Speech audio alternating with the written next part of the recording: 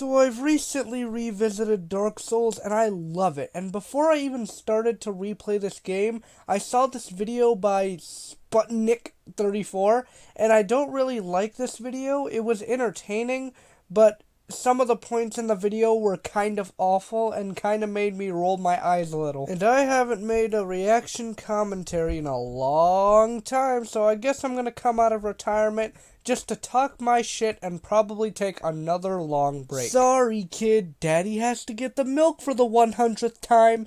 And if you enjoy this type of content, I'm not against the idea of doing more, but I do have a proposition. You have to recommend me the video. Anyways, get your popcorn, Ritz, and your Asmongold's ready because it's time for some reaction commentary. Hope you enjoy. Now, this is a kind of an overview of the video. He's basically comparing Lies of P, the greatest modern Souls-like, to games in the Soulsborne genre like Dark Souls and Bloodborne. And this entire video is like, look at this feature in this game, and here's Dark Souls having a shittier version of that version. Now, I don't think he knows this, but just because a game is similar to the game you're talking about really doesn't matter because these two games are completely different. Dark Souls is about earning, and I watched the video where he said that he plays the games for the level design, and that's okay. That's valid because Dark Souls has pretty insane level design. But you bash on the game because of its style, and I'm gonna show you some clips that further strengthen my point on why this video is kind of horrible. Let's start off with the questline point. One of my favorite quality of life features that the game introduces is this beautiful little idea that adds these little quest icons to specific stargazer checkpoints that help remind you that you have a quest to complete here. This design philosophy of quest designs that lean hard into the obtuse and occasionally hallucinatory. Talk to this person, get this vague, nondescript description or dialogue of a specific thing, and just kind of hope that you wrote it down and remembered to go do something that you're only 80% sure is actually the right thing. Now, there is something to be said about this style of quest design. It invites conversation, provokes the imagination, and even rewards due diligence. Am I shaming this style of quest design? No, not really. But it does come with inherent issues for player engagement.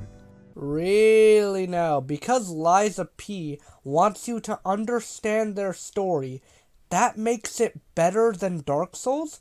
Like I said, these two games are completely different in their style. Dark Souls doesn't tell you where to go or what to do because that would just ruin the immersion. The point of the game is to have a challenging and mysterious adventure. And he makes all these points like the game has no story, and yeah, sure, you could say that. I will probably have you on some sort of hit list, but sure, you can say that. I feel like he doesn't understand that the game is supposed to be a big and mysterious adventure, and you could research all this yourself and appreciate the game even more by finding out what's going on in the story. It feels kind of unfair for him to say this because this game is supposed to make you immersed in the adventure. If you're curious about the story, then find out what's going on in the story, and if you're interested in the things that are going on, then the game has successfully made you immersed. And he said that players wouldn't really be interested in the story because of its cryptic style. If that's the case, why is there an entire community that's just about Dark Souls and the lore? If you're a Dark Souls fan, that means you probably even immersed yourself in the interesting lore. It's not enough! Get that shit off my face! Another thing that is added that, in my opinion, was the first real big change that a lot of people were aware of, which is the brilliant system of combining blades to handles. In a traditional Souls game, being based on standard RPG stats like life, stamina, strength, dex, etc., you are guaranteed to find a weapon that you are just unable to use because of it being out of your character's skill set. While Lies of P doesn't completely eliminate this issue, it does mitigate it pretty strongly based on these two things. You know what? I actually have a clear answer for that.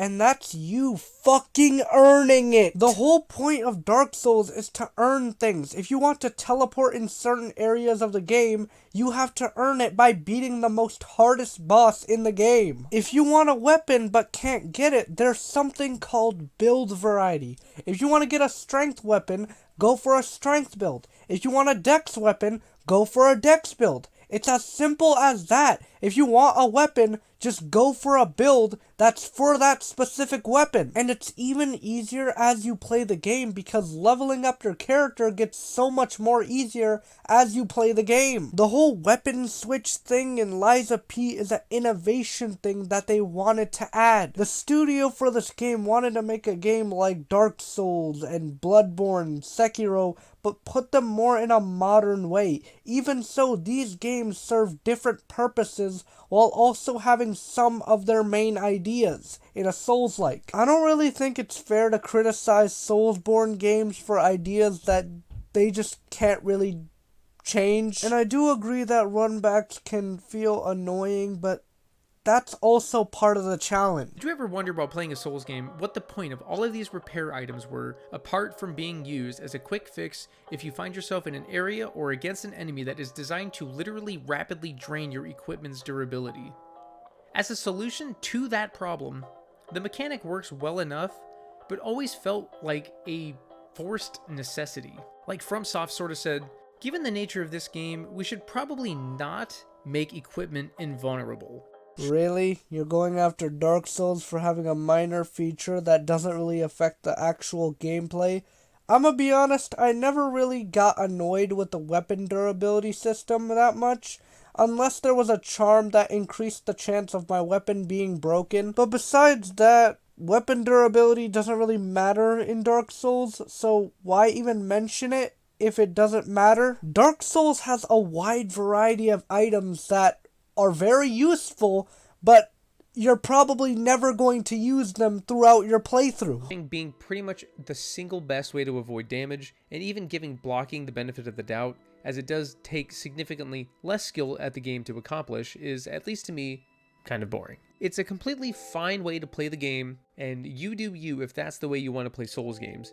But as we'll get into later, I think a lot of what makes the Souls games fun at its core is the accrual of skills while playing through the game. Oh Lord almighty, he really went there. How can Dark Souls, with its style of playing it safe, have a bad blocking mechanic? It's part of the style of combat that the game is going for. If you want to conquer a challenge in this game, most of the time you're gonna have to play it safe, and the mechanic isn't even bad. You could block a boss attack pretty easily if you have the endurance. And I'm gonna sound like an asshole for saying this shit again, but I just have to put this in your brain. These two games are completely different in terms of style and combat. They are not completely the same. Why, at least in my opinion, does parrying attack feel so much better than just dodging one? Because when you think about it, they're the exact same concept and the exact same player input. Why does spam dodging in Dark Souls feel less skill intensive and less fun to me than, let's say, spam parrying? Realistically, there should be pretty much no emotional difference between the two. But I thought about it quite a lot and I came to this conclusion. Dodging, pretty much by definition, takes you out of combat. I will answer this by saying that dodging and parrying are both good. I think that you're kind of missing the point that you have to time your parries and also time dodges. Both are the same. They require you to use your own skill to beat the boss. Now, I will admit that parrying feels a little bit better, but dodging also has its moments too. Ever heard of Radahn or Malenia or basically any boss in Elden Ring? I don't think that's fair to say because dodging also has its aggressive nature. To put it simply, just dodge forward. See? Problem solved. Alright you guys, that's my video. I don't really feel like saying more because the video was actually good and had some points that I agreed with and points that I didn't really agree with. So, you know what? Let's do some positivity. Watch this video if you have a low attention span because you need to get that shit up. Anyways, if you guys enjoyed this, be sure to like and subscribe for more content like this. And I post commentary, reviews, and game reviews. And watch my hardest video game video because I love video and I want you to love video. So please watch video. Anyways, that's all I wanted to say. Bye.